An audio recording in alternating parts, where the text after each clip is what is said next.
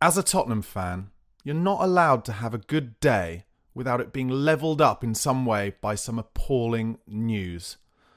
Unconfirmed reports late last night that Mickey van der Ven, a Rolls-Royce centre-back and arguably the best signing we've made in recent years, may be out injured again and could even be joining Radu Dragusin on the treatment table for the rest of the season.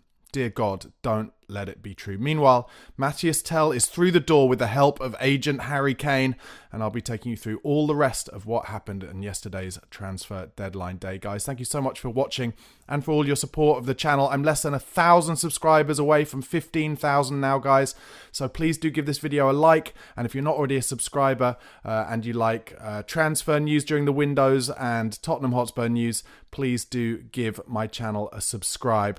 Let's get going, though, with yesterday's transfer deadline day. But obviously got to start with this unconfirmed so far reports that Mickey van der Ven is injured again. Apparently what he said, according to Paul O'Keefe, he said to the management that he just didn't feel right recently. And other reports that I'm desperately hoping aren't true. I'm actually hoping that by saying them out loud on this video, it means they won't be true, that I'm doing the reverse hex. But some of these reports suggesting that Mickey van der Ven needs an operation and that he will be out for the rest of the season. I'm afraid to say that evidence suggests, with the amount that Tottenham were scrabbling around trying to find a second new centre-half of the window after bringing in Kevin Danso, that makes me think that maybe there is some truth to these rumours. We were obviously going for Disasi yesterday. The earlier reports were that at the weekend we went for Mark Gay. And that doesn't scream to me like they're confident that Mickey van der Ven is going to be playing regularly anytime soon. Do you know what makes it worse for me is that, you know, even though he only played for 45 minutes in that game the other week, he just looked so, by far and away, the best player on the park. He wasn't even sprinting. He didn't even need to. He just used his reading of the game, his muscular upper body to knock players off the ball. And yeah, I know, look, it was, what was it? It was only 45 minutes, but still, you could really see just how much he believes in himself and how much the rest of the team believe in him and how much he added to our team, just allowing us to keep recycling the ball and to keep the pressure on the opposition. So I'm desperately, like I said, desperately hoping it's not true and that he will be available soon and that maybe him just not feeling right was momentary and just, you know, a little aftershock of his injury. But if the reports are true, then that is a huge loss for Spurs and would realistically mean that Ben Davies and Archie Gray will be joined by Kevin Danso as the only fit centre-backs at the moment, and then hopefully Christian Romero will be back relatively soon. But as I've been saying with Spurs for quite a while now, for the last month or so, you know, we've been saying, oh, well, you know, come early February, the players will start coming back. Well, there is no evidence to suggest that under Ange Postecoglou's reign, or from the time under Ange Postecoglou's reign, that when the players start to come back, that they will be able to stay fit. That is the problem, reoccurring injuries. And if that is the case, and it's happened to Mickey van der Ven again, then, you know, I hate to say it, but it's been proven to be true. And it makes me fear for when Romero comes back, and it makes me fear for when Vicario comes back. And all of the players, Solanke that we've still got to return, Wilson Odobert, who's had a very long injury, and obviously he is a pacey, sprinty player who's done his hamstring. So, you know, I fear that we're not even going to be able to keep those players who get back to fitness fit, and that is going to really massively affect our season. But let me know what you think in the comments. Am I being overly nervous about this? Do let me know what you think. Anyway, let's get back to that positive news that unfortunately I was only able to really enjoy for an hour or two before those reports of Mickey van der Ven's injury came out. Tottenham not only have got Matthias Tell through the door on a loan deal for the rest of the season from Bayern Munich, but in the end they were able to add on a buy option. Now, that isn't a obligation, so that doesn't mean he will definitely be joining the club. It just means that both the player and the club have the option to take up a permanent move in the summer if they both agree on that. And that option is for 55 million euros. He agreed to terms on a 6-year deal that will be put in place if we sign him permanently in the summer. That's according to David Ornstein and Dan Kilpatrick Fabrizio Romano originally came out, and you will have seen this if you saw my live video yesterday, originally came out yesterday afternoon breaking the news saying that there would be just a straight loan with no option to sign. But it looks like to me, like maybe from last Friday where Tell decided to reject Tottenham, thinking that maybe he would get a move to Manchester United or maybe even Arsenal. Then maybe he had a little word with Harry Kane. Maybe I think realistically what will have happened is that the deals that Arsenal and Manchester United offered Bayern Munich were not acceptable to them, and maybe even in Arsenal's case, in reality, maybe Bayern Munich didn't want to give him to Arsenal on loan for the rest of the season when Arsenal are also in the Champions League. That's something probably worth thinking about. Some reports from the Telegraph say that Manchester United considered the loan fee for Matthias Tell to be too expensive. My guess is that loan fee is probably about €5 million or £5 million, because if you think that Tottenham had a 60 million bid accepted on Friday, and then the deal now for a potential option to buy him in the summer is for 55, then that will be the loan fee taken off that. Spurs will cover the full salary of Matthias Tell until June as part of that loan agreement. But he is he's a pretty young player, 19 years old. So in reality, I don't think his wages will be huge at the moment. And I'm pretty sure if Tottenham then did get him for €55 million in the summer, then his wages would be massively increased then. So listen, this is what needs to happen. On a massively positive side, and if I'm thinking with my kind of glass half full, maybe Matthias Tell could do for Spurs what Thierry Henry did for Arsenal. He came in, Henry, having he'd gone from Monaco originally to Juventus. And at Juventus, he was played out on the wing more, and wasn't happy there. And that's the way he got his move to Arsenal. But he was always such a brilliant, raw, quick talent. And Tell, kind of similarly, he went to a huge club in Bayern Munich very early in his career. And although he's played some games and scored some goals for them, he hasn't started a lot of games. And now, maybe this move where he can be seen as one of the main men up and coming in a team who are young and hungry and want to achieve things, maybe in terms of the hierarchy and his position, in terms of his ego and how much he believes in himself, will be increased by being at a club where it's, let's face it, less full of world-class superstars. And if we can get him an early goal in one of his earliest games and get him really believing in himself and the team really believing in him, then maybe then he can form this connection at the club with the fans, and then maybe score, if we can get 10 goals out of him between now and the end of the season, and or 7, 8 goals and 5, 6 assists, then maybe then that connection would lead to him wanting to stay at Spurs and really build a career here. Some information on him: he will be wearing the number 11 shirt. He was born in Sarcelles, Paris's northern suburbs, in 2005. He played for a number of local clubs as a boy, and then earned entrance to the world-renowned Clairefontaine Academy for young players in France. That is well known as the best academy in the world. In fact, St George's Park in England was based on that academy. Clairefontaine is what was kind of seen as solely responsible for France winning their first World Cup back in 1998, with players like Zidane coming through that academy. He then joined the esteemed academy at Stade Rennais in 2020 and became the Brittany club's youngest ever player in 2021. He then featured off the bench in the UEFA Europa Conference League just a month later. His first season of senior football culminated with him captaining France to winning the UEFA Under-17 European Championships in the summer of 2022, just a couple of years ago. He scored 3 goals en route to the French winning that competition. European football took notice of his dazzling displays, and that summer Bayern made the move to take him to Germany. And he didn't take long to make his mark, becoming their club's youngest ever goalscorer in a cup win, breaking the record set by Jamal Musiala, of course, who's another brilliant player. Of course, grew up in England and then moved to Germany. Could have played for England or Germany, Musiala. In a talented group of Bayern forwards, Matthias has stood out time and again in his time in Munich, including against Premier League opposition. So he came off the bench to score the decisive goal in a win against Manchester United in the Champions League in 2023. So Champions League experience, top-level experience. That's really good news. He can play anywhere across the front line. His willingness to take on his man and use his pace and balance stands him in above and beyond players of his age. He's seen as composed in front of goal and more than happy to take shots from distance, maybe akin to Jermaine Defoe in that. Obviously, Jermaine known back in the day for his very quick one touch and finish, and always trying to get shots off.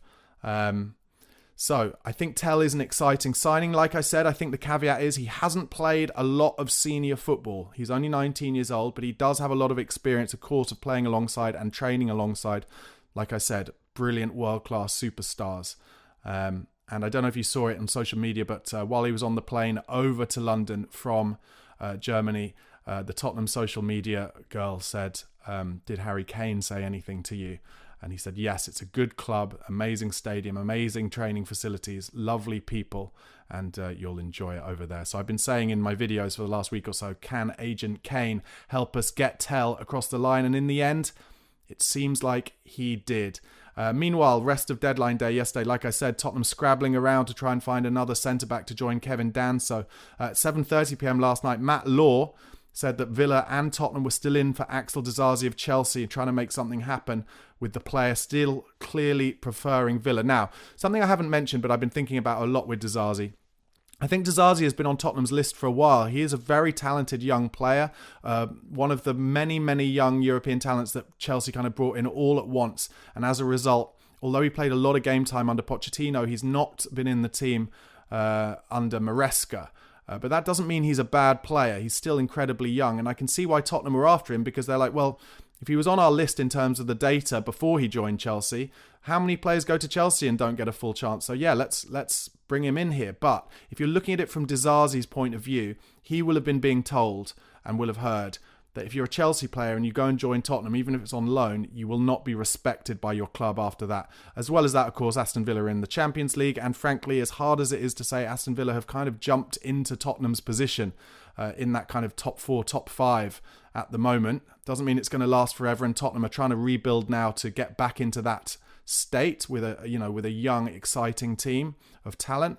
But Villa have jumped ahead of us since Emery took over, and since Monchi, actually, their sporting director, who was at Seville, took over. He is a shrewd sporting director and has brought in some good players.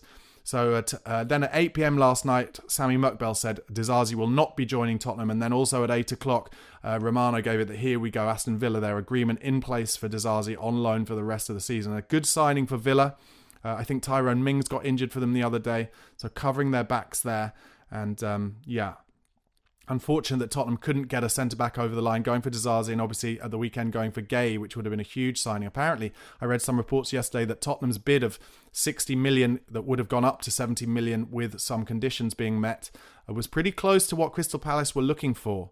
But as I've said time and time again, and as you all know, I think Levy has a very top level on what he's willing to go to, and he wasn't willing to probably put in the extra 10 million up front that it would have taken.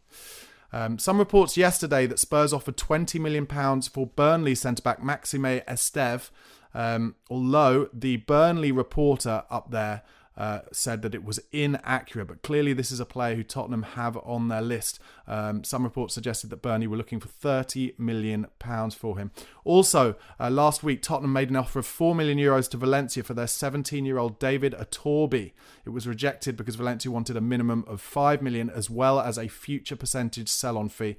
Future percentage sell-on fees are not something that Daniel Levy loves to put on, that is for sure. The other news coming out on deadline day and this morning is that Tottenham have announced 3 signings for their academy, with Dan Batty, Luca Fernell-Gill and Reece Alexander Russell Denny signing on contracts until 2028. England under-19 international Reece Russell Denny leaves Chelsea to join Spurs. And then the young centre-half Luca Fernell-Gill came from Liverpool. He is a centre-half, 18 years old, and he signed a contract, like I said, is run until 2028, joins the academy previously with Preston North End. Luca joined Liverpool in their under-15s and has been in around their under-18 squad for the last 2 years, having made his debut at that level while still a schoolboy. He's also featured for Liverpool under-21s this season. And then in terms of Reece Russell Denny at Chelsea, I've actually been on social media and seen some reports from people who follow the Chelsea academy relatively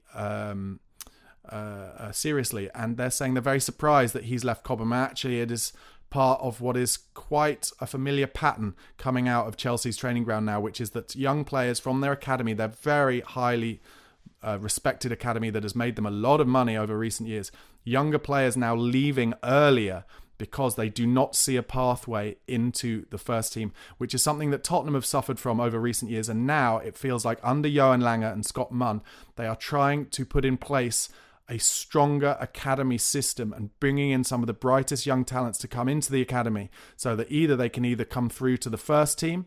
And as we saw, obviously, last week, 3 academy players scored in that game against Elfsborg, which will not have harmed our ability to get players from other clubs into our academy.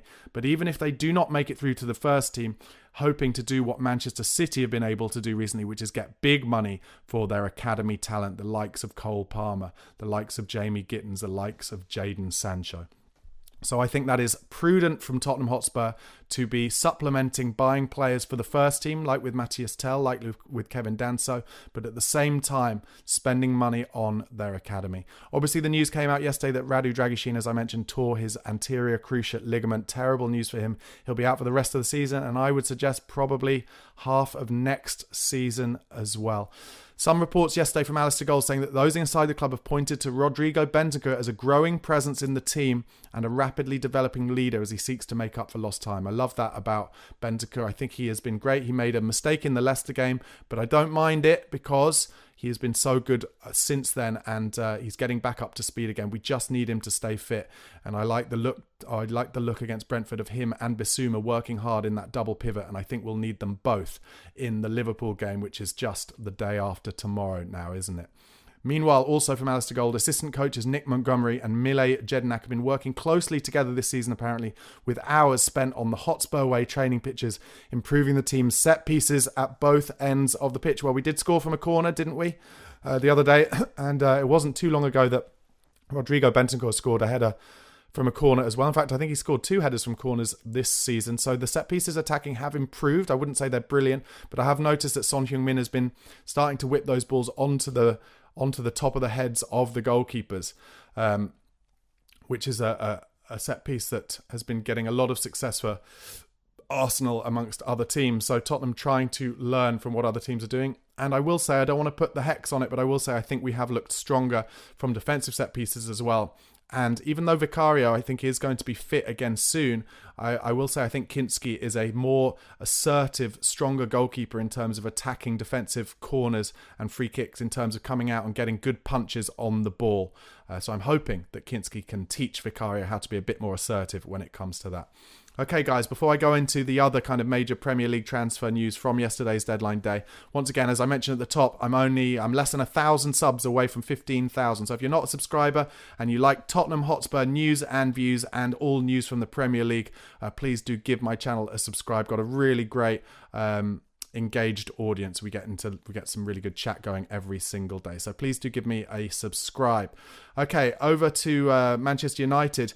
They were looking at exploring a deal for Giovanni Quenda from Sporting Lisbon. Obviously, Ruben Amorim, ex-Sporting manager, but he did agree when he left for Manchester United that he wouldn't buy any Sporting players this season. So they're exploring that summer deal for the 18-year-old wing-back, like I said, in the summer, and he's expected to cost around £33 million.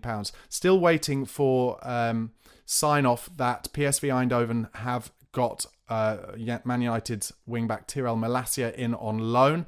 That was a deal sheet put in late last night, but I expect that to be signed off today.